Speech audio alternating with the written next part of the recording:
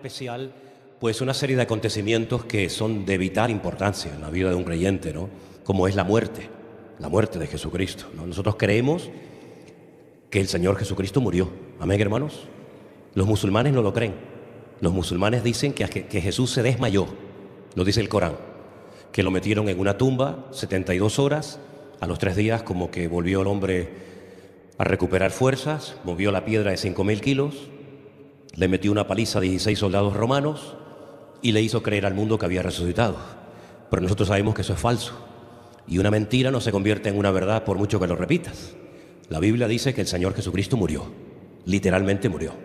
Si un médico hubiera tomado los signos vitales de Jesús, hubiera declarado categóricamente que este hombre está muerto. No hay riego sanguíneo, no hay presión arterial, no hay latido en el corazón. Este hombre está literalmente muerto. Y estuvo 72 horas en esa condición. Claro, no voy a explicar lo que pasó en esas 72 horas, porque su cuerpo estaba muerto, pero el alma y el espíritu siguen vivos. Y la Biblia nos dice que hubo toda una actividad muy interesante en el mundo espiritual durante esos 3 días. A los 3 días, efectivamente, resucitó. Parece que nadie recordaba que él había dicho que resucitaría. Solamente una mujer. Es que las mujeres tienen mucho más memoria que los hombres. ¿Ah, que sí? Es verdad. Tú me dijiste, yo te dije, ¿cuándo te dije? Tú me dijiste, Una mujer se acordaba que él había dicho en vida, yo resucitaré al 3er día. Y se fue muy, muy temprano en la mañana. Pero como yo siempre he dicho que al Señor no le vamos a ganar en nada, cuando ella llegó pensando que todavía la piedra estaba allí, pues resulta de que ya el Señor hacía mucho tiempo que había resucitado. Ella comenzó a llorar porque se dio cuenta de que la tumba estaba vacía. Y de ahí viene lo que no llores como una magdalena, ¿no? Ella se dio cuenta de que la tumba estaba vacía, fue al lugar donde estaban los discípulos reunidos y les dijo, el Maestro ha resucitado y yo me he encontrado con él, yo he vuelto a verlo, yo he hablado con él. Los discípulos no lo creían, pero efectivamente eso fue lo que sucedió. Al 3er día, el Señor Jesucristo resucitó. Y esa tumba se puede visitar hoy en día y está vacía, ¿sí? Ahora, lo que para nosotros es normal, prueba de ello que lo he dicho varias veces y nadie se ha inmutado ni ha dicho amén ni nada, ¿no? Esto es algo impresionante. ¿O es que todos los días meten a una persona en una tumba y a los 3 días resucita? Esto es algo increíble. Esto no le ha pasado a nadie. Los musulmanes saben que Mahoma murió. Todos los líderes religiosos saben que sus líderes murieron. Pero nosotros sabemos que Cristo está vivo, porque Él resucitó al 3er día. Y como también he dicho en otras ocasiones, la piedra no se movió para que Él pudiera salir. La piedra se rodó para que pudiéramos entrar y ver que la tumba efectivamente estaba vacía, ¿no? Está 40 días con sus discípulos y a los 40 días asciende y dice antes de irse, me voy pero volveré otra vez. Y todo eso, muerte, resurrección y segunda venida, lo recordamos de una manera especial, tal día como hoy, con 2 elementos que todo el mundo conoce y que puede tener en su hogar, como es pan y vino. Y eso es lo que vamos a celebrar en esta mañana, la Santa Cena con pan y con vino, recordando el triunfo, la victoria del Señor Jesucristo y, cómo no, su segunda venida. Porque una generación vio su muerte, una generación vio su resurrección y otra generación verá su retorno, su venida. Y espero que sea la nuestra. Espero que seamos nosotros los que veamos venir al Señor en una nube para estar para siempre con Él. También es un momento para examinarnos a nosotros mismos, ¿sí? Es un momento no para mirar los defectos de nadie, que hay algunos que son expertos, en siempre observar los defectos de los demás. Madre mía, tienen como una parabólica aquí. Mira lo que hizo, mira lo que dijo, mira cómo viene, mira cómo no viene. En fin, como a mí hace muchos años que me da igual lo que la gente haga, ¿no? Pero es un momento para examinarnos a nosotros mismos, para preguntarte cómo estás delante de Dios, no cómo te gustaría estar. ¿Cómo estás hoy delante del Señor? Hemos terminado un año, hemos empezado recién un año nuevo y mi relación con el Señor va más, nuestro ministerio está más fuerte hoy en día que nunca, estamos realmente más unidos que nunca, vamos a por todas, tenemos claro que las cosas que teníamos que superar en el 2024 no nos van a volver a perseguir ni a atormentar en el 25, tenemos todo eso claro, hay que hacer un balance, hay que ser honestos. Hay que ser honestos y realistas y decir, bueno, ¿cómo está mi vida delante de Dios? ¿Cómo está la iglesia? ¿Cómo está la congregación? Sí, hemos crecido numéricamente, eso es evidente, hay que ser ciego para no reconocerlo. Pero en cuanto a caridad, en cuanto a nivel espiritual, en cuanto a talla espiritual, ¿hemos crecido también? ¿O simplemente hemos crecido digamos, externamente y internamente estamos igual o peor. Yo creo que es muy importante que en esta mañana tú te preguntes, oye, ¿mi relación con Dios cómo está? Porque se supone que todos tenemos una relación con Dios, personal, ¿sí o no? Pues todo eso ahora y aquí es el momento de preguntarnos cómo estamos delante del Señor.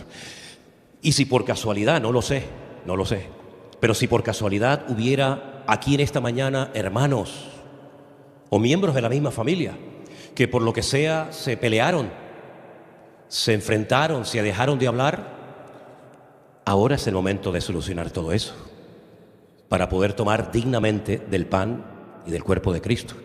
Y si alguien que dice, bueno, pero a mí eso no me puede pasar, bueno, permíteme que ponga mi ejemplo. Nosotros estuvimos 10 años sin hablarnos, mi hermana y yo. 10 años. Me colgó un día el teléfono y me dijo, ahí te quedas. Hasta que un día, fíjate tú dónde, en el funeral de mi madre, enterrando yo a mi madre, allí se produjo la restauración. ¿Qué te parece? Entonces, a todos nos puede pasar que nos hemos enfrentado con una esposa, con un hijo, con un marido, con un hermano. A todos nos ha pasado en la vida, a todos. Pero todo tiene solución. Mi madre decía, todo en la vida tiene solución menos la muerte. Era un refrán de las mujeres de antes, ¿no? Decían, todo tiene solución menos la muerte. Bueno, pues si hay algo que restaurar o perdonar, ahora es el momento de hacerlo. Amén, hermanos. Yo voy a hacer algo y después te voy a pedir si tú quieres, si tú quieres. Nadie se sienta obligado ni comprometido a hacerlo. Yo voy a hacer algo que después le voy a pedir que al que quiera hacer, que lo haga. ¿Me dais permiso para decir esto? Pero si no sabéis lo que voy a decir. Si yo os he ofendido, si yo he hecho o dicho algo que ha sido incorrecto y te ha causado dolor o tristeza, yo públicamente os pido perdón a todos vosotros, tanto a los hermanos del puerto, como a los hermanos de Santa Cruz, como a todos los que nos están viendo ahora. Creo que esto se está retransmitiendo en directo y este culto se está grabando y después lo vamos a retransmitir indiferido y lo van a ver miles y miles y miles de personas por todo el mundo. Así es que te animas al que está a tu lado, detrás, delante, decirle, oye, si te he ofendido, si te he hecho algo malo, te quiero hoy pedir perdón. No sé, como tú veas. Yo no miro a nadie, Yo no miro a nadie.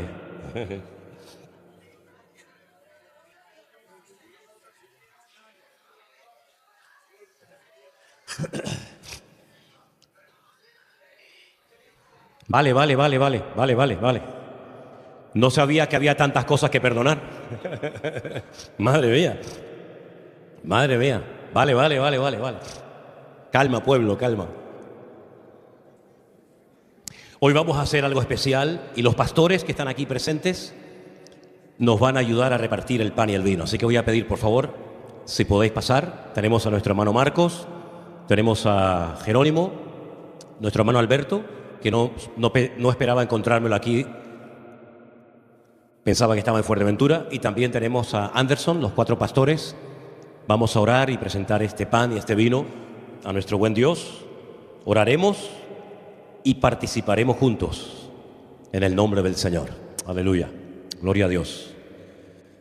Gracias, Señor Jesús. Nos ponemos de pie un segundito, por favor.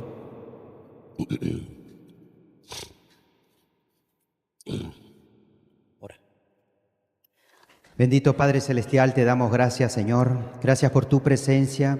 Gracias por darnos la oportunidad, Señor, de podernos reunir tantos hermanos el día de hoy, Señor, con un objetivo, Señor, para darte a ti toda la gloria y toda la honra, Señor. Para recordar, Señor, que tú diste tu vida por cada uno de nosotros y todo por amor, Señor, pero que resucitaste y estás a la diestra de Dios Padre intercediendo por nosotros, Señor.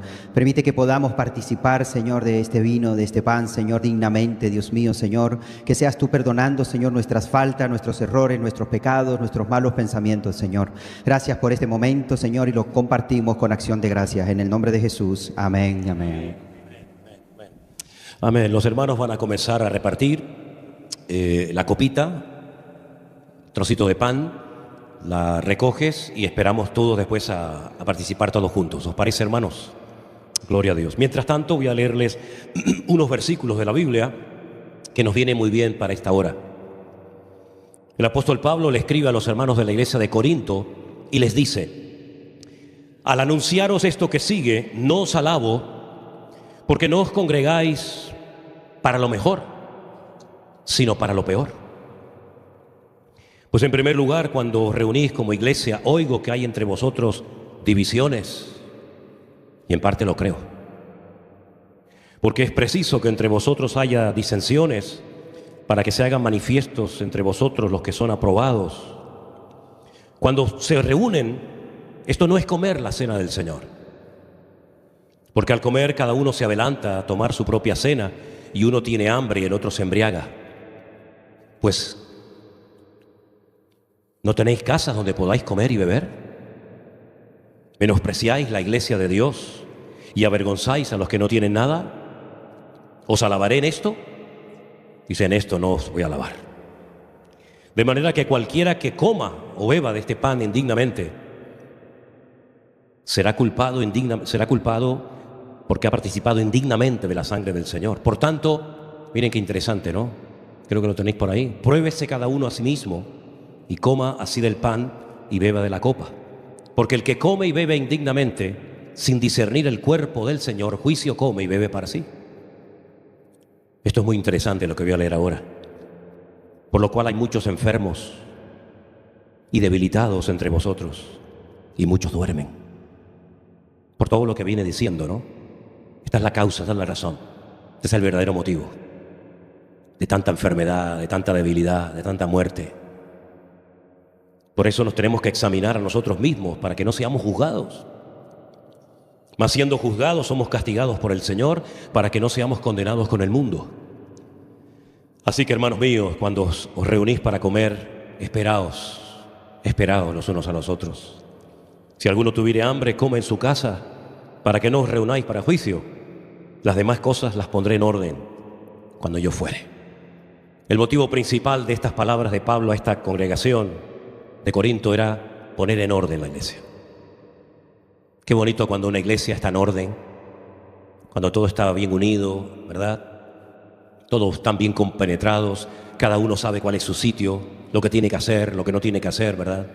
Pero qué tragedia, qué tristeza, qué dolor cuando la iglesia, que tiene que ser un ejemplo de orden, de obediencia, de santidad, es un caos, ¿verdad? Y hay divisiones como las había en la iglesia de Corinto.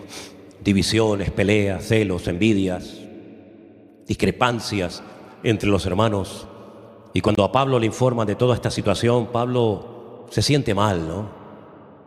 Después de haber trabajado más de un año como pastor de la iglesia, ver que ahora la iglesia está dividida internamente, ver que está dando un mal ejemplo, un mal testimonio a la ciudad de Corinto, una ciudad corrupta, una ciudad de una inmoralidad, de una promiscuidad sexual brutal, de templos por todas partes.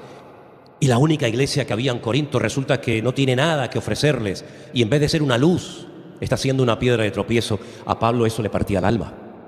Por eso uno de los motivos por los cuales escribe esta carta es para enseñarles a los creyentes, porque tenemos que aprender, ¿verdad?, a vivir en orden, en paz, en armonía, en buena sintonía los unos con los otros. Y en aquellos tiempos, cuando se celebraba esto, que para nosotros es una cosa así como muy sencillita, ¿no? En aquellos tiempos había toda una celebración, había todo un ágape que se llamaba, una celebración, una comida. Y claro, siempre ha habido, ¿no?, gente más pudiente que otra, gente que tiene más que otros. Eso ha existido y existirá siempre. Los ricos, los que tenían mucha capacidad económica, llevaban mucha comida.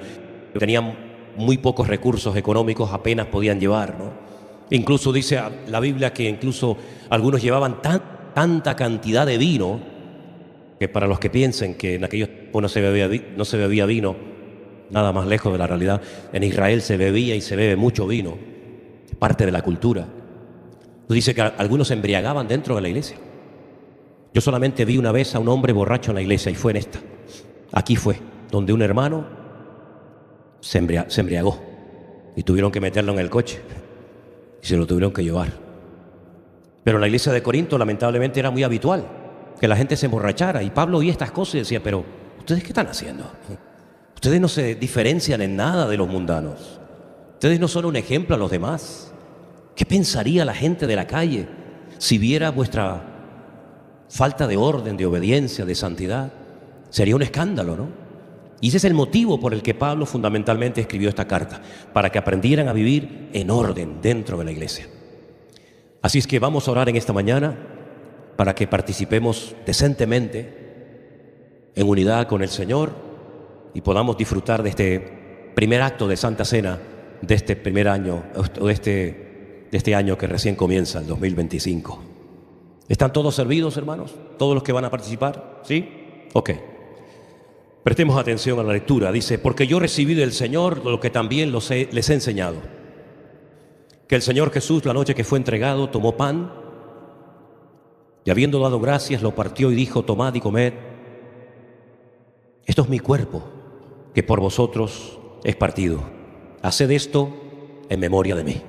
Participamos juntos en esta mañana de este pan, hermanos.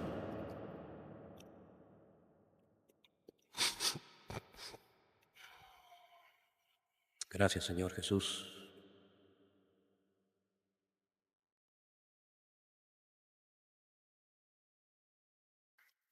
Gracias, Señor Jesús. Gracias, Señor. Asimismo tomó también la copa después de haber cenado, diciendo, esta copa es el nuevo pacto en mi sangre. Haced esto todas las veces que la bebiereis en memoria de mí. Así pues, todas las veces que comiereis de este pan y bebiereis de esta copa, la muerte del Señor anunciáis, hasta que Él venga. Participamos juntos de la copa.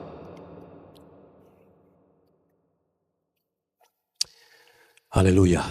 Dele gracias al Señor, hermano, con sus propias palabras, ¿sí? Dele gracias al Señor por su vida, por su familia, por la iglesia, los pastores, la palabra de Dios, por la salvación tan grande que nos ha dado, por todas las bendiciones que nos ha dado en el último año, por todo lo que hará en este nuevo año. Aleluya. Gracias, Señor. Gracias por este culto unido que podemos empezar el año con tu bendición, sabiendo, Señor, que tú has comprado nuestras vidas a precio de sangre. Y en esta mañana, Señor, te damos gracias por todos y cada uno de los hermanos que forman parte de tu iglesia, de este ministerio. Señor, bendice a nuestros hermanos y que en todas partes del mundo donde hoy se esté celebrando este acto, que haya bendición y vida eterna. Trae renuevo espiritual, trae gozo, trae alegría, trae paz, trae libertad, Señor. Y que podamos seguir avanzando, entendiendo los tiempos y las ocasiones, sabiendo, Señor, que tu venida se aproxima y que tenemos que estar más atentos que nunca. Gracias, Padre, por nuestros hermanos. Seguimos en tu presencia y pedimos que en esta mañana tú nos hables y nos ministres a través de tu hermosa y poderosa palabra. Pedimos todo con acción de gracias, Dios mío, en el nombre de Jesús. ¿Cuántos dicen un fuerte amén? Abraza a tu hermano, dile, hermano, Dios te bendiga, la paz del Señor sea sobre tu vida. Aleluya. Saluda a su hermano, dígale, hermano, Dios le bendiga grandemente. Aleluya. Toma. ¿Ese es tuyo? Gloria a Dios. Gloria a Dios. Gracias, Señor Jesús. Gracias, Señor amado. Aleluya. Gracias, Señor. Pueden tomar asiento, mis queridos hermanos, por favor.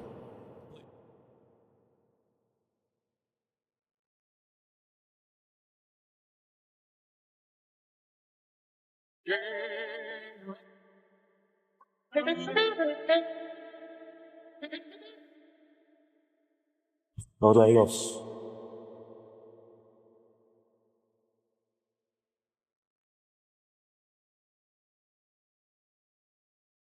Amén, hermanos, pueden tomar asiento, por favor, en esta mañana. Queremos dar la bienvenida a todos, sobre todo a las visitas, a personas que están aquí por primera vez, incluso que vienen hasta de lejanas tierras, como es el caso de esta familia, ¿no? El caso de este matrimonio, que me acabo de enterar hace un ratito que vienen de Guatemala. ¿Os podéis poner de pie? ¿Sí? Se giran así, dicen vuestros nombres. ¿Tu nombre? Miguel. ¿Tu esposa? Paula. Dios les bendiga. De Guatemala. Qué bueno. Bueno, ya creo que ya todos han estado con anterioridad aquí en la iglesia. Como pueden comprobar, hoy vamos a participar de lo que llamamos la Santa Cena, ¿verdad? Es raro llamar cena a lo que vamos a hacer por la mañana, ¿no? Pero así es como se le conoce, aunque hay otras iglesias que a este acto lo llaman la comunión, ¿eh? Las iglesias de las que viene, donde se crió Elena, decían Hoy hay culto de comunión, ¿eh? En otras iglesias he estado y me llamaba la atención que decían, hoy vamos a celebrar el pacto. Es decir, que depende a donde uno vaya, pues como uno se tiene que adaptar siempre al sitio donde va, pues utiliza el término que ellos utilizan, ¿no? Nosotros vamos a participar de la Santa Cena y para que todos lo sepan, y simplemente es cuestión de recordarlo, este es un momento muy importante en la vida de un creyente, en la vida de una iglesia, porque en este momento se recuerda de una manera especial. No es que no se pueda recordar en otro momento del día o del mes o del año, pero especialmente nosotros como iglesia el primer domingo de cada mes solemos participar de la Santa Cena. Quisiera hablar en esta mañana de algo que nunca tenemos que perder y es nuestra libertad en Cristo Jesús. Pablo llama a la libertad del creyente la libertad gloriosa del Hijo de Dios, la libertad maravillosa que tenemos en Cristo Jesús nuestro Señor. Juan capítulo 8 a partir del verso 31, palabras del Señor Jesucristo, y dice lo siguiente: dijo entonces Jesús a los discípulos que habían creído en Él: si vosotros permaneciereis en mi palabra, seréis verdaderamente mis discípulos, y conoceréis la verdad, y la verdad os hará libres. Le respondieron: linaje de Abraham somos, jamás hemos sido esclavos de nadie. ¿Cómo pues dices tú, seréis libres? Jesús les dijo: de cierto os digo, que todo aquel que hace pecado es esclavo del pecado. Y el esclavo no queda en la casa para siempre, el Hijo sí queda para siempre. Así que si el Hijo os libertare, seréis verdaderamente libres. Sé que sois descendientes de Abraham, pero procuráis matarme, porque mi palabra no haya cabida en vosotros. Yo hablo lo que he visto acerca del Padre, vosotros hacéis lo que habéis oído acerca del Padre. Esta es una conversación tan interesante, es una enseñanza tan profunda, que yo he leído esto no sé cuántas veces, pero siempre me impacta lo directo y lo claro que era el Señor cuando hablaba de las cuestiones relacionadas con la vida cristiana y con el reino de Dios. El capítulo 8 comienza hablándonos acerca de una mujer que, según los escribas y fariseos de la época, fue sorprendida en el mismo acto de adulterio. Lo curioso es que a él no lo trajeron, solamente la trajeron a ella. Y le dijeron al Señor que según la ley de Moisés, esta mujer tenía que morir apedreada. Todos conocemos la historia. El Señor les dijo: yo conozco la ley de Moisés perfectamente. De hecho, yo soy la palabra hecha carne. Pero para poder cumplir con ese mandamiento, los que quieran apedrearla tienen que estar libres de pecado. Así que examínate a ti mismo, y si estás verdaderamente libre de pecado, comienza el acto de lapidación. La Escritura dice que todos, desde el mayor hasta el menor, se sintieron aludidos por esta palabra y se fueron. Finalmente el Señor le dijo: mujer, los que te condenaban han desaparecido, yo tampoco te condeno, levántate, ve en paz, pero no peques más, no vuelvas otra vez al mismo pecado que cometiste. Conociendo esto, Jesús comienza a hablar con las personas que estaban allí. Gente que creía en Él, gente que lo rechazaba, escribas, fariseos, es decir, con los profesionales de la religión. Y Él comienza a hablarles a ellos y les dice acerca de la libertad. Para poder ser discípulos míos, ustedes tienen que cumplir un requisito indispensable, que es el de permanecer en mi palabra. Si ustedes con el paso del tiempo, a pesar de las luchas, las pruebas, las dificultades, etcétera, ustedes logran permanecer en mi palabra, ustedes podréis convertiros en auténticos discípulos míos. Una cosa es creer en el Señor y otra cosa completamente diferente es ser un discípulo de Cristo. Son dos cosas completamente diferentes. Mucha gente creyó en el Señor Jesús, pero nunca llegaron a convertirse en discípulos. La palabra discípulo es muy amplia. Podríamos hablar mucho tiempo acerca de las distintas aplicaciones, de los significados, de la raíz etimológica de la palabra y muchas cosas, pero fundamentalmente los discípulos eran los que más de cerca vivían con el Señor. Los discípulos oyeron y vieron cosas que los seguidores nunca vieron ni oyeron. Los discípulos eran la gente de confianza de Jesús. Un discípulo es una persona que está bajo la disciplina de alguien o de algo. En este caso, bajo la disciplina o la tutela del maestro, que era el Señor Jesucristo. Siempre hubieron discípulos. Los filósofos de Grecia tuvieron sus discípulos, los fariseos tuvieron sus discípulos, Juan el Bautista también tuvo sus discípulos, y Jesús también tuvo, en un principio más de 70. Al final el grupo se fue reduciendo y quedó limitado a 12. Y los discípulos eran personas que estaban bajo la disciplina, bajo el trato directo de un maestro. Ahora, en aquella época un discípulo se abandonaba en los brazos de su maestro, en el sentido de que ya no tenía que preocuparse de ningún detalle de su vida, ni de la comida, ni del vestido, absolutamente de nada. Porque cuando alguien era llamado por un maestro para convertirte en un discípulo, ese que te llamaba se encargaba de todos y cada uno de los detalles de tu vida. Por eso el Señor les dijo una vez a los discípulos: cuando yo os mandé a estos lugares a predicar, ¿os faltó algo? ¿Os faltó comida? ¿Os faltó vestido? Dijeron: no, nada, Señor. Y es que eso era responsabilidad del que llamaba: suplir las necesidades, cubrir las necesidades materiales del que había sido llamado. Y para poder ser un discípulo de Cristo, uno tenía que aprender un principio elemental de la vida, que es perseverar, ser constante en la palabra. Y es lo que lamentablemente a muchos les ha costado y les sigue costando. Están en una temporada bien, parece que van bien, pero algo pasa. Siempre ocurre algo, queriendo o sin querer, que corta el proceso de crecimiento como una especie de aborto espiritual, y vuelves otra vez a dar un paso atrás. Y espero que otra vez puedas empezar de nuevo. El Señor Jesucristo en su palabra nos da enseñanzas acerca de las características de un seguidor y de las características o responsabilidades que adquiere un discípulo. Y son totalmente diferentes las unas de las otras. Pero una de las características de un verdadero discípulo es que es libre. Porque al conocer la verdad en sí misma produce la liberación de tu vida. Y la verdad no es simplemente un concepto filosófico, no una idea, la verdad o la libertad, sino que es algo que se puede experimentar. Tú puedes conocer la verdad. Tú puedes experimentar una libertad que te va a acompañar el resto de tus días, y espero que así sea.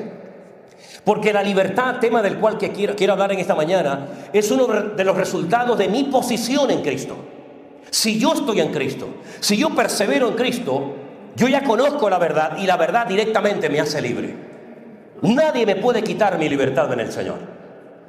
Ahora, si tú te metes, por ejemplo, en internet y navegas por ahí, por Google, etcétera, te vas a encontrar 1000 ideas y conceptos diferentes en cuanto al tema de la libertad.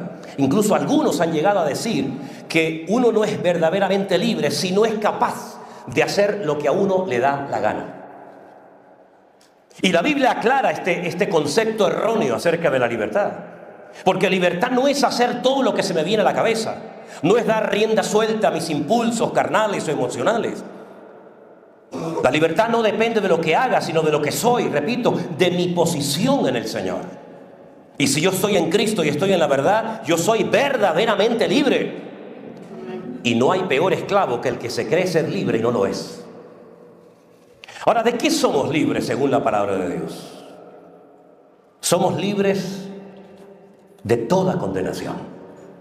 El mismo apóstol Pablo, cuando le escribe una carta a la iglesia de Roma, en el capítulo 8, que es un capítulo impresionante, yo les recomendaría que de vez en cuando lo leyeran, y si pueden, apréndetelo de memoria, que te va a venir muy bien. El capítulo empieza diciendo: ahora pues, ninguna condenación hay para los que están en Cristo Jesús. Los que ya no andan conforme a la carne, y ahí comienza a describir cómo tiene que andar una persona libre de toda condenación.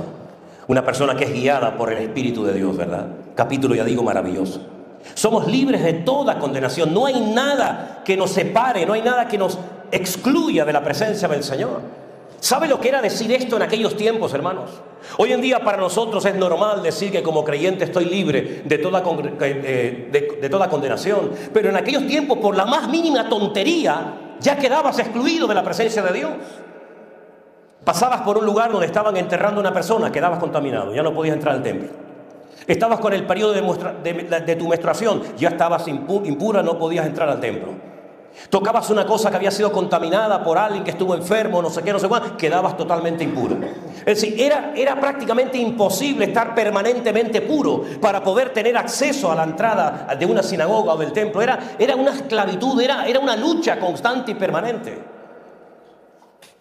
Sin embargo, el Señor dice: ahora, por mi sangre, por mi obra, por mi sacrificio perfecto en la cruz, no hay nada que os excluya de mi presencia.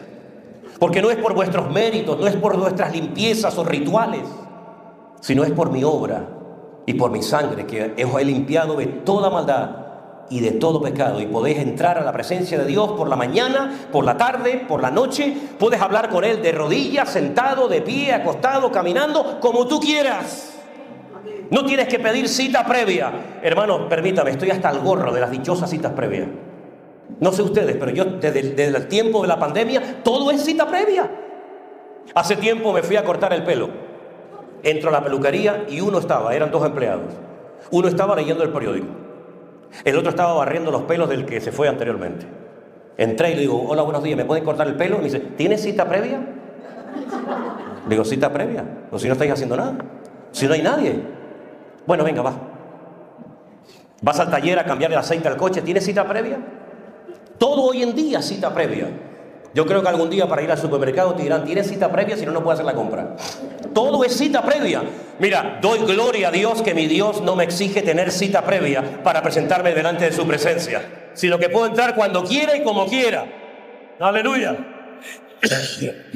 Sin cita previa tengo acceso a la presencia de Dios.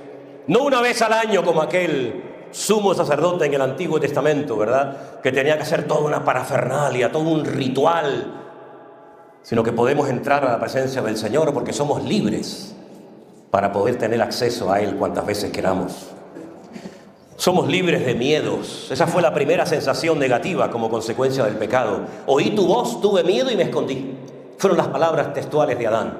Oí tu voz, tuve miedo y me escondí. Y el Señor no quiere que ninguno de sus hijos viva con miedos. Miedos a la muerte, miedos a la enfermedad, miedos a quedarme solo. Miedos y miedos por todas partes, ¿verdad? Algunos pueden ser justificados, pero la inmensa mayoría es totalmente injustificados. Dios no quiere que vivas con miedos. Dice la Biblia que el perfecto amor echa fuera el temor, echa fuera los miedos. Es como si tuviéramos un vaso sucio, lleno de un montón de cosas, y empieza a echarle agua limpia. Tírale agua limpia. Y toda la basura va a ir saliendo y saliendo, saliendo, y al final se va a quedar limpio el vaso. Eso es lo que ha hecho el Señor en nuestras vidas. Vinimos en una condición pésima, terrible, con suciedad, con desorden, con muchas cosas en nuestra vida que se volvían en nuestra contra la mayoría de las veces. Pero el Señor nos ha llenado tanto, tanto de su presencia, que ha sacado todas las inmundicias de nuestro corazón. Y ahora podemos estar libres del miedo.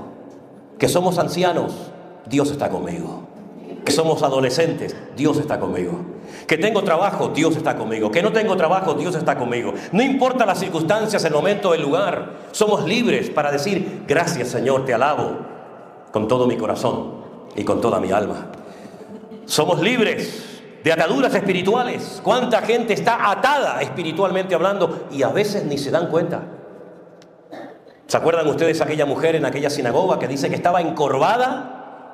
De ninguna manera se podía enderezar porque tenía espíritu de enfermedad. Hasta que el Señor la vio y la llamó y le dijo: mujer, ven, a partir de hoy quedas libre. Traigo libertad a tu vida. Eres libre de este azote, de esta enfermedad. Y dice que se enderezó y comenzó a glorificar a Dios. ¿Por qué no glorificaba a Dios? Porque su condición se lo impedía. Estaba más pendiente de su condición que de dar honra y gloria al Señor. Pero el Señor, en cuanto pone en orden, en cuanto endereza su vida, automáticamente comienza a glorificar al Señor. Es algo que brotó libre y espontáneamente. El Señor rompe ataduras en nuestras vidas, complejos, traumas, cosas que nos hicieron, cosas que nos dijeron, malos recuerdos, pesadillas, etc. De todo eso somos libres. Pero algo que a Pablo le llevó bastante tiempo tratar de explicar, no solamente a los romanos, a los gálatas, en el concilio de Jerusalén, y creo que lo dejó muy claro, es que somos libres de la ley. Porque la ley, con sus rituales, con sus fiestas, con sus ceremonias, con sus cientos y cientos y cientos de mandamientos, de preceptos, de estatutos. Era un yugo y era un medio para llevar a la gente a Cristo. Y si la ley no le llevaba a la gente a Cristo, no sirve para nada, era una auténtica atadura. Era un infierno vivir bajo la presión constante y permanente de la ley. Siempre había algo que infringías, siempre había algo que hacías mal, siempre era una condenación permanente sobre tu vida. Pero Pablo dice que ahora somos libres de la ley. Y él se remonta a los tiempos del patriarca Abraham, cuando dice que Abraham fue justificado, fue declarado inocente delante de Dios, sin hacer obras de la ley, sino por la fe. Moisés no había nacido, la ley no existía, sin embargo Abraham ya había sido justificado por la fe. Y dice Pablo, nosotros somos hijos de Abraham también por la fe. No tenemos que hacer y cumplir con un montón de exigencias y rituales y ceremonias para poder sentirme libre, no, sino que ya todo lo hizo Cristo por mí. Y ahora puedo ser libre completamente porque estoy en la verdad y la verdad es mi Señor Jesucristo. ¿Cuántos dicen amén? ¿Tú eres verdaderamente libre, hermano y hermana? ¿Eres verdaderamente libre?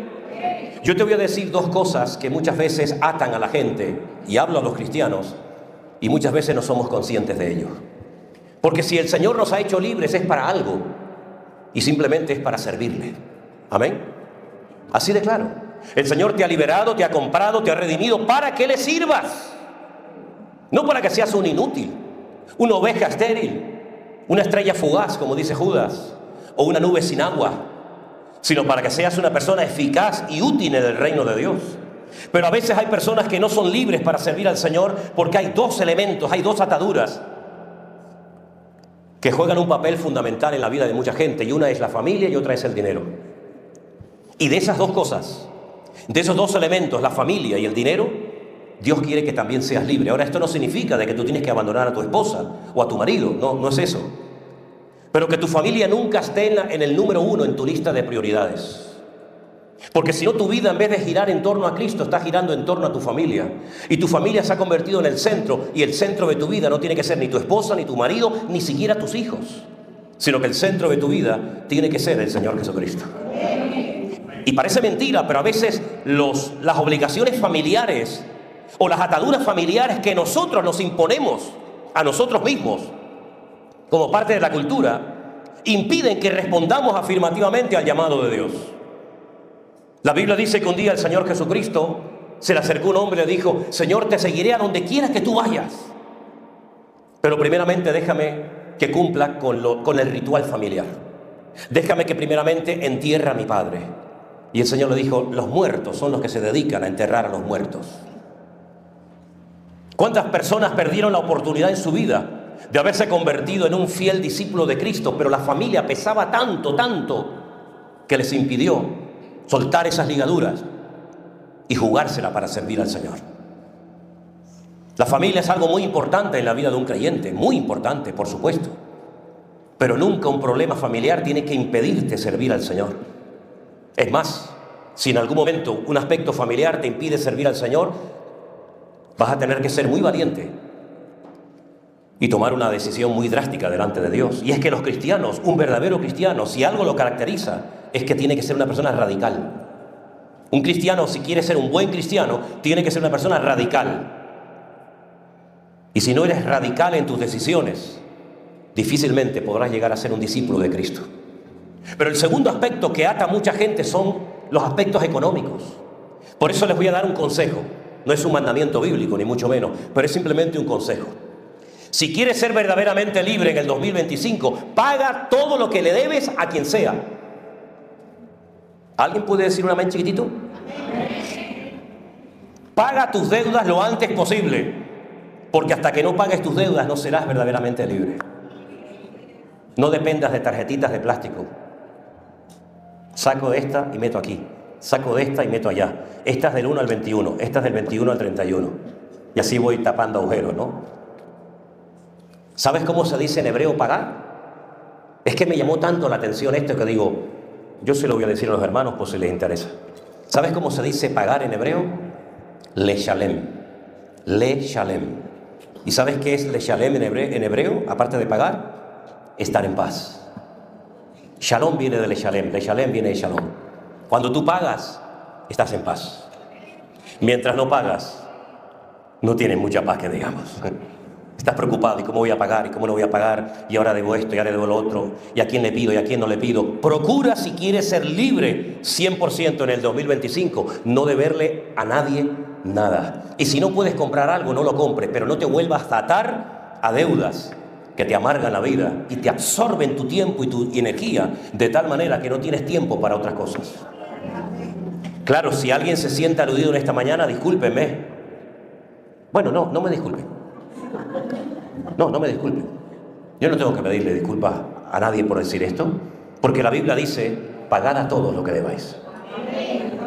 Si usted tiene que pagar algo, antes de ir a un hermano a pedirle dinero, vaya a su aposento, cierre la puerta, póngase de rodillas, y tu Padre que te ve en secreto te recompensará en público. No se pueden ustedes imaginar la liberación tan grande que es decir, no le debo nada a nadie. Perdone, se me acaba de ocurrir ahora a la cabeza, si a alguien le debo algo aquí, que me lo diga. Porque capaz que estoy diciendo algo y me dice, sí, pero a mí no me pagaste aquella vez a tal cosa. Dudo que yo le deba algo a alguien, sinceramente lo dudo, Yo nunca le he pedido dinero a nadie. Pero si fuera así, por favor recuérdamelo. Marco? De verdad, hermanos, para poder vivir en paz, váyase a la cama diciendo, gracias, Señor, no le debo nada absolutamente a nadie. Ahora, la libertad era algo muy apreciado en los tiempos bíblicos, porque no todo el mundo era libre. Recuerden ustedes que estaban viviendo bajo la opresión del Imperio Romano y 3/4 partes de la población mundial de aquellos tiempos eran esclavos. Solamente había un 25% de la población que eran ciudadanos romanos, que eran libres. Y como ciudadanos libres no pagaban impuestos, tenían un montón de privilegios, pero el resto de la población eran esclavos de Roma. Y la Biblia nos enseña que la libertad era algo tan apreciado en aquellos tiempos, que cuando un día un apóstol de Cristo, el apóstol Pablo, dijo, yo soy libre, yo soy ciudadano romano, le dijeron, ¿tú eres ciudadano romano? Pero si para obtener la ciudadanía romana hay que pagar una cifra enorme de dinero. Y dice, pero es que yo no tuve que pagar nada, yo soy libre desde la cuna. Yo soy ciudadano romano desde la cuna, desde el día que nací. Se ve que su padre, en Tarso, le había prestado un favor grande al Imperio Romano, no sabemos cuál. Pero fíjense qué importante era el tema de la libertad, que hay un capítulo, el capítulo 21 del Éxodo, si lo quieren leer después, que habla acerca de cómo teníamos que tratar a la gente que era esclava. Por eso cuando el Señor Jesucristo le dice a sus discípulos, a los escribas y fariseos, el esclavo no permanece en la casa para siempre, el hijo sí se queda. Tú a tu hijo no le tienes que decir que se vaya. Bueno, en algunos casos sí, ¿no? Cuando tiene más o menos 35, 40 años, tienes que decir, hijo, ya está bien, ¿no? Pero en aquellos tiempos, según Éxodo 21, a los 6 años, los esclavos tenían que ser puestos en libertad. Léalo. A los 6 años de haberte servido, le tenías que dar la libertad. Bueno, ahí había todo un montón de leyes, si se había casado, si había tenido hijo, si no se quería ir, eso es otro tema, ¿no? Pero los judíos sabían perfectamente de que ellos eran un pueblo diferente y no podían tener una persona esclavizada toda la vida. Nacían, vivían y morían como esclavos. Eso en Israel no se podía dar. Cada 6 años, y en el año de jubileo también, los esclavos tenían que ser puestos en libertad y empezar de cero. Empezar de cero. Y por eso ellos que conocían la ley, el Señor les dice, el esclavo no permanece en casa para siempre. Sabéis que tarde o temprano se va, pero el hijo permanece para siempre. Y ustedes han sido esclavos de la ley, ustedes han sido esclavos de la religión, ustedes han sido esclavos de vosotros mismos, pero el hijo, yo, si entro en una casa, permaneceré para siempre, y donde estoy yo, siempre habrá libertad. ¿Cuántos dicen amén? Así es que este tema de la libertad es algo tan interesante, porque uno ve, por ejemplo, en la Biblia esclavos famosos, ¿no? Por ejemplo, pienso en Agar. Agar era una egipcia que nació, vivió y murió como esclava. Abraham se fue de Egipto, pero un trocito de Egipto se le metió en la casa. Y la Biblia nos enseña que aunque quedó embarazada de su amo, de su dueño que era Abraham, finalmente el Señor le dijo a través de su esposa, despídela, dile que se vaya, ella y el hijo, tu primogénito, Ismael. Abraham le sentó mal aquella palabra porque él amaba a su hijo. ¿Quién no ama al hijo? Pero hay cosas que tienen que ser expulsadas y echadas de tu vida lo antes posible para que puedas ser verdaderamente libre. Piensa durante el mensaje qué cosas tienes que echar de tu vida, de tu cabeza, de tu hogar, para que la paz y la libertad gloriosa de Cristo reine por fin en tu casa. A veces queremos meter en casa cosas que no tienen por qué estar ahí. ¿No dice la Biblia, por esto dejará el hombre a su padre y a su madre, y los dos serán una sola carne? No estoy hablando en contra de suegros ni de suegras, por favor, nadie me malinterprete. Pero lo que sí quiero decir es que espiritualmente no puedes seguir arrastrando un montón de cosas, de hábitos, de tradiciones y de costumbres, sino que tiene que llegar un momento en el que tienes que decir, yo me tengo que liberar de esto. Yo me acuerdo que mi madre siempre me decía, mi madre ya no vive, ya murió. Mi madre siempre me decía, no, ¿a dónde vas ahora? Voy a Argentina. No vayas. ¿Por qué, mamá? No, allí te van a matar, me decía. ¿A mí? Sí, a tu hija la van a secuestrar. Eso me decía siempre mi madre. Y me fui a Argentina y no me mataron. Y no secuestraron a Priscila. ¿Y a dónde vas ahora? No, ahora voy a África. Ay, a África, ¿pero para qué vas a África? Allí te van a comer los caníbales. Digo, no, yo les digo que tengo azúcar y así hacen caramelo conmigo, ¿no? ¿Y a dónde vas ahora? No, ahora voy a tal sitio, ahora voy a tal... Si fuera por mi madre no hubiera salido nunca de la habitación. Y cuando quería ir a la calle a jugar, me decía, no, hoy no salgas. ¿Y por qué? Porque hoy hay muchos sinvergüenza en la calle, me decía. Fíjate los argumentos que empleaba. Hoy hay muchos sinvergüenza. Y el sinvergüenza de la calle era yo. Yo era el sinvergüenza de la calle. No te juntes con aquellos que son malas compañías. Y las madres de aquellos decían, no te juntes con este, que este es un desgraciado. Si fuera por mi madre nunca hubiera salido de la casa. ¿Y cuántas veces, verdad, por quedar bien delante de un padre, de una madre, de un suegro, de una suegra, de un primo, de un sobrino, de quien sea, quedamos mal delante de Dios? Porque al fin y al cabo a quien tenemos que rendir cuentas, honrar y servir es a nuestro Dios, ¿verdad? A veces nos quieren poner entre la espada y la pared, ¿verdad? Si me amas no vayas a esa iglesia. No juegues con eso, no me hagas chantaje emocional porque ya somos muy mayorcitos para que me estés jugando a eso, ¿no? Es interesante notar cómo Agar tuvo que ser expulsada y al momento vino la paz del hogar. Al momento. Pero también hay un hombre que fue libre y perdió la libertad, porque yo también quiero decir en esta mañana que si tú eres verdaderamente libre, cuida tu libertad para que nadie ni nada te la robe. Hablo de José. ¿Se acuerdan de José? Qué joven tan feliz, qué juventud, qué adolescencia tan bonita, ¿no? Pero sus propios hermanos lo vendieron, aunque realmente lo querían matar. Y perdió su libertad temporalmente hasta que después el Señor lo liberó y lo restauró. Cuida tu libertad como un tesoro. No dejes que nada ni nadie te domine. Siempre he dicho, y lo creo con todo mi corazón, qué maravilla es levantarte por la mañana y no depender de ninguna sustancia, no depender de nada en particular, sino decir, soy libre y teniéndote a ti, lo tengo todo. Porque en Cristo tengo paz, en Cristo tengo seguridad, en Cristo tengo libertad y aunque estés solo, yo sé que si tú estás conmigo, lo tengo todo. ¿Cuántos dicen amén? Es interesante notar, y quiero leerles un versículo de Gálatas, por favor, capítulo 5, versículo que... Este fue el primer versículo, la primera predicación que yo di cuando tenía 19 años y vine por primera vez en mi vida a Tenerife. Nos trajeron de Las Palmas los estudiantes que estábamos en aquel momento estudiando en el seminario. Nos dejó el barco allí en Santa Cruz y subimos por toda la calle Castillo hasta la calle Goya y Velázquez y allí nos estaba esperando un misionero americano y allí tuvimos el primer culto y allí me pidieron a mí que predicara y este fue el versículo que yo leí hace 200 años atrás, más o menos. Estad pues firmes en la libertad con la que Cristo nos hizo libres y no estéis otra vez sujetos al yugo de la esclavitud. Gálatas 5:1, léalo conmigo si lo tenemos ahí. Estad pues firmes en la libertad con la que Cristo nos hizo libres y no estéis otra vez sujetos al yugo de la esclavitud. Versículo 13. Porque vosotros, hermanos, a libertad fuisteis llamados, solamente que no uséis la libertad como ocasión para la carne, sino servíos por amor los unos de los otros. Cristo nos ha llamado a vivir en libertad. La lectura que se leyó hoy aquí, de la visita de Jesús a Nazaret, Él escogió el texto de Isaías capítulo 51, por lo menos una parte.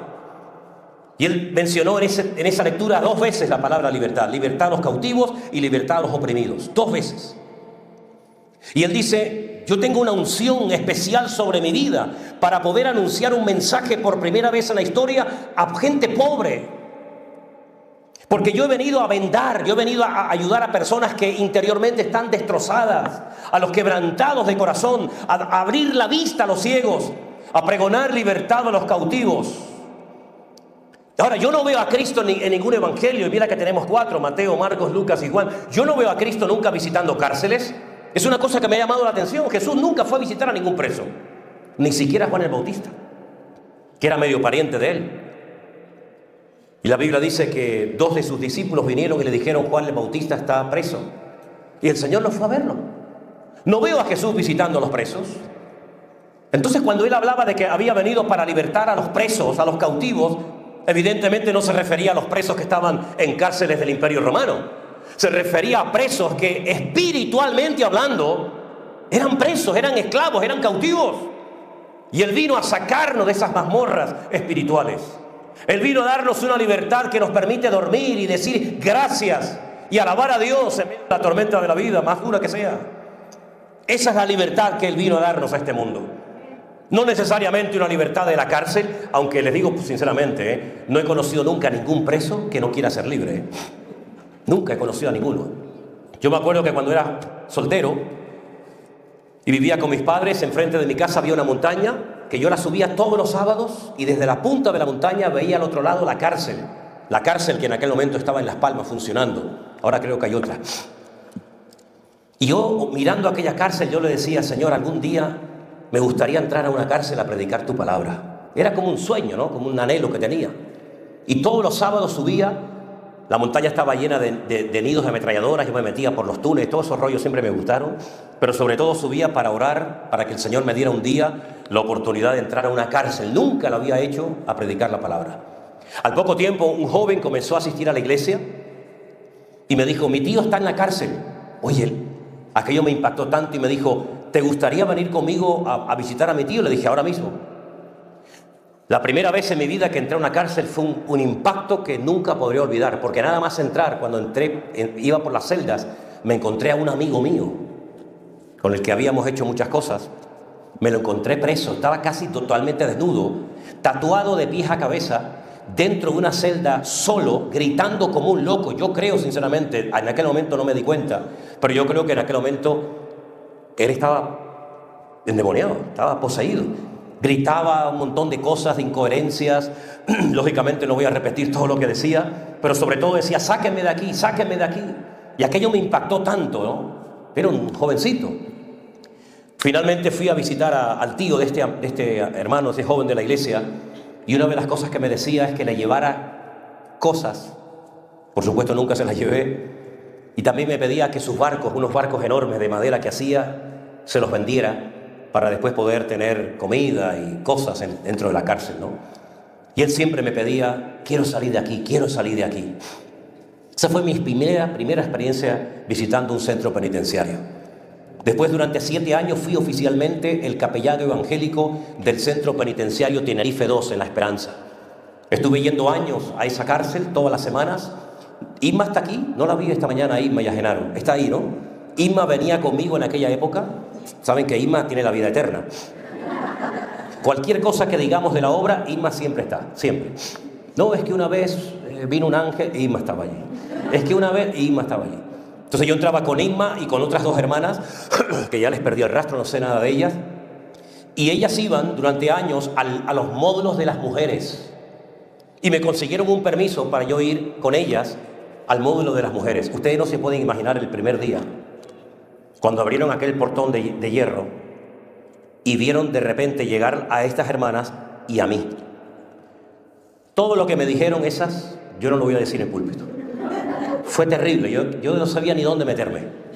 Me acuerdo que había una piscina, la mayoría de ellas estaban semidesnudas, y con el paso del tiempo me gané respeto. Tuvimos la oportunidad de llevar a muchas a los pies de Cristo, de orar por algunas que estaban totalmente endemoniadas y los funcionarios no sabían ni qué hacer con ellas. Y recuerdo que un día, como una pequeña anécdota, una de las presas, la de mayor condena, me llamó aparte y me dijo: mira, yo te respeto como pastor, sé que vienes aquí, vienes a ayudarnos, vienes a predicar la palabra de Dios, pero yo no voy a entrar nunca a esas reuniones. ¿Y sabes por qué? Le dije: no. Dice: porque yo un día llegué a mi casa y encontré a mi marido con otra mujer. Me fui a la gasolinera, compré un bidón de gasolina, se lo tiré por encima, le prendí fuego a los 2 y los quemé vivos. Y yo no estoy arrepentida. Y como Dios, para perdonarme, tengo que arrepentirme. Yo no me quiero arrepentir, ¿para qué voy a entrar? Y le dije: muy bien, estupendo. Pero todas, cada vez que llegaba el momento de la oración, después de las canciones, después de la alabanza, después del mensaje, y decíamos: a ver, peticiones de oración, no había ni una que no dijera: para salir de aquí. para salir de aquí. Incluso conocía a chicas que eran hijas de pastores en aquel lugar. Tremendo. Después estuve visitando la cárcel de Monterroso, una cárcel solamente para menores en Lugo. Todos siempre oraban por lo mismo. Sácanos de aquí, Dios mío, sácanos de aquí. El año pasado estuvimos en una cárcel de máxima seguridad en Guatemala. Allí conocimos a chicos que habían sido de las maras de Salvador. Fue una experiencia impresionante. Armando me acompañaba. Fue algo realmente espectacular. Eso sí que son cárceles de verdad, ¿eh? Eso sí que son esas cárceles. Tremendo. Allí vi de todo lo que se puedan imaginar. Y todos siempre oraban por lo mismo. Señor, sácanos de aquí. Sácanos de aquí. Lo que no entiendo por qué hay personas que han sido liberadas espiritualmente hablando y quieren volver otra vez a esclavizarse, a vicios, a ataduras, a cosas y a personas, cuando ya un día Cristo pagó el precio de tu libertad. La libertad es una de las cosas más hermosas que tenemos los hijos de Dios, para poder expresar nuestra gratitud, nuestra alabanza, nuestro amor al Señor. Entiendo que el mundo no entienda nuestra libertad en Cristo. Porque ellos piensan que son libres, porque pueden hacer todo cuanto se les pasa por la cabeza. Y eso no es libertad. Eso es lo que la Biblia habla de libertinaje. Pero libertad es poder tener autocontrol y poder tener la libertad de poder decidir. Y decidir adecuadamente conforme al diseño y a la voluntad de Dios para mi vida. ¿Cuántos dicen amén? Hermanos queridos, Dios nos ha hecho libres para que le podamos servir en su reino y en su obra. Y creo que hemos llegado a un punto, y lo digo de corazón, que nunca ha habido tantas oportunidades para servir al Señor como en este tiempo. Creo sinceramente que hay tantas oportunidades para servir al Señor que no entiendo, y es una cosa que no entiendo sinceramente, porque hay personas que prefieren esclavizarse a algo antes de poder estar 100% libres para poder servir al Señor en su reino y en su obra. ¿Será que no te fías de Dios? ¿Será que Dios no te va a tratar como lo que tú mereces o necesitas? ¿Será que creemos que mi plan y mi proyecto de vida es mejor que el que Dios tiene para mí? Hermanos queridos, los afanes, las preocupaciones, las cosas que el año pasado te quitaron el sueño y trajeron preocupación y carga a tu vida, no permitas que este año te vuelvan a atrapar. Libérate y no estés preocupado de cosas que el Señor las puede resolver en segundos. Más bien, ocúpate en las cosas del reino y en las cosas del Señor, y verás cada día la gloria del Señor. Este lugar nos lo dio el Señor ya de hace muchos años, y nosotros hemos hecho de este lugar un medio para poder llevar la palabra de Dios a miles de personas. Sin embargo, otras personas utilizan este lugar como una meta en sí misma y se atrapan a las posesiones y se enredan en las cosas en vez de utilizar las cosas para ser libres y poder servir al Señor. Piensa en lo que Dios te ha dado. Haz una lista de lo que ya tienes en el Señor. Tienes una familia, tienes un coche, una moto, una bicicleta, una casa, un par de zapatos, y haz una lista de todo lo que Dios te ha dado y cómo podrías servir a Dios desde tu plataforma actual. Y el día que te olvides de ti mismo, de tus problemas, de tus necesidades, y comiences a servir a Dios a través de la vida de los demás, vas a experimentar una libertad que la Biblia la denomina la libertad gloriosa y maravillosa de los hijos de Dios. Podríamos hablar desde la teoría horas y horas acerca de este tema, pero te desafío a que este año vivas en una total y absoluta libertad, libre de ataduras, y puedas organizar tu vida y tu tiempo de tal manera que lo primero y más importante sea el Señor en tu vida. ¿Cuántos dicen amén? Cierra tus ojos en esta mañana, mi querido hermano y amigo, y piensa en este tema que hemos hablado en esta mañana: la libertad gloriosa de los hijos de Dios. ¿Tienes hoy esa libertad? ¿Eres verdaderamente libre? Dice la Biblia que algún día la creación, toda la creación, será libertada de la esclavitud, de la corrupción, a la libertad gloriosa de los hijos de Dios. La misma creación gime por ser libre, porque la creación se vio afectada por el pecado y ha quedado tocada, ha quedado dañada, lastimada. Pero algún día vendrá la gran liberación del planeta Tierra. Esa liberación que ya ha venido a tu vida, algún día todo ser viviente la experimentará. Conviértete en un vocero, en un pregonero de libertad. Y dile a la gente que conoces, a tus empleados, a tus familiares, a tus amigos, a tus vecinos, dile a tus compañeros de trabajo que hoy en día en este mundo enfermo, en este mundo que lo ha tergiversado todo, se puede vivir en una libertad maravillosa de noche y de día permanentemente. Puede ser libre. Aunque vemos que el mundo está enfermo y en caos y en crisis, tú puedes vivir en libertad, en paz, en armonía, con Dios, contigo mismo y con los demás. No dejes que nada ni nadie te robe el sueño ni la libertad de tu alma. Te damos gracias, Señor, porque tú has venido, como dice tu palabra, a traer libertad a los cautivos, vista a los ciegos y a sanar a los quebrantados de corazón. Si en esta mañana hay ciegos aquí, quebrantados en su espíritu, si en esta mañana hay esclavos, Señor, aquí entre nosotros, que puedan experimentar esa libertad que solamente tú ofreces, Señor Jesús. Gracias por este primer culto del año, donde podemos, Señor, darte la gloria y la honra y decirte gracias por todas las puertas abiertas y por todo el camino recorrido y por todas las bendiciones que hemos recibido en el año pasado. Pero ahora te pedimos, Señor, queremos ver más tu gloria. Queremos ver más de ti, Señor. Queremos conocerte y servirte cada día más profundamente, Señor. Con más devoción, con más pasión, con más integridad. Fortalece nuestras vidas, Señor, para que podamos ser un pueblo victorioso en ti. Gracias por mis hermanos.